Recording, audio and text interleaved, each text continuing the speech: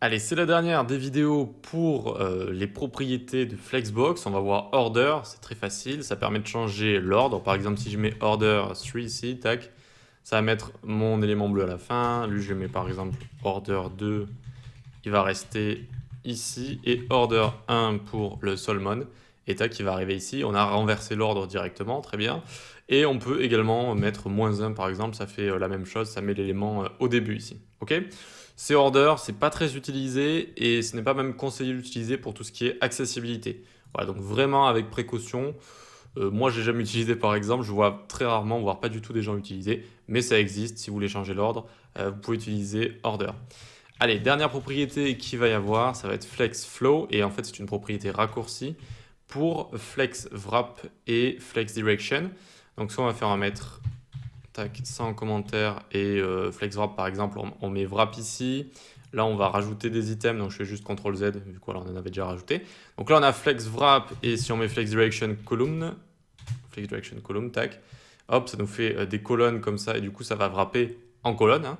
Et on peut remplacer tout ça par flex flow qui va être pour, par exemple, wrap column comme ça, tac, pour ces deux propriétés, donc wrap et flex direction. Et donc, regardez, je le mets en commentaire, tac. Et donc, on va voir exactement la même chose. C'est une propriété raccourcie. Même si celle-là, moi, je préfère vraiment écrire flex wrap et flex direction. J'utilise pas trop, mais si vous voulez l'utiliser, vous pouvez également. Je préfère les avoir en visu, comme ça, pour bien savoir ce que je fais. Par exemple, si j'ai renversé l'axe ou pas, si j'ai renversé les axes ou pas.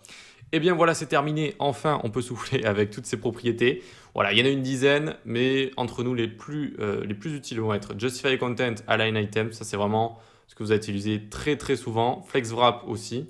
Est-ce que vous avez envie que les éléments wrap ou pas? Et flex shrink, ne pas oublier que les éléments de base, les flex items, les items flexibles, eh bien, ils vont se rétrécir si le container rétrécit et qu'il n'y a plus de largeur disponible. Ça va rétrécir et ça, il faut tout le temps le prendre en compte. Il faut tout le temps le prendre en compte.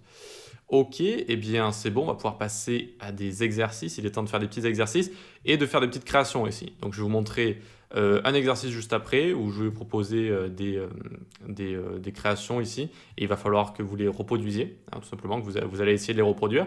Et ensuite, je vais vous montrer quelques petits agencements sympas, quelques petites positions sympas qu'on peut faire avec Flexbox, type blog, type présentation, etc.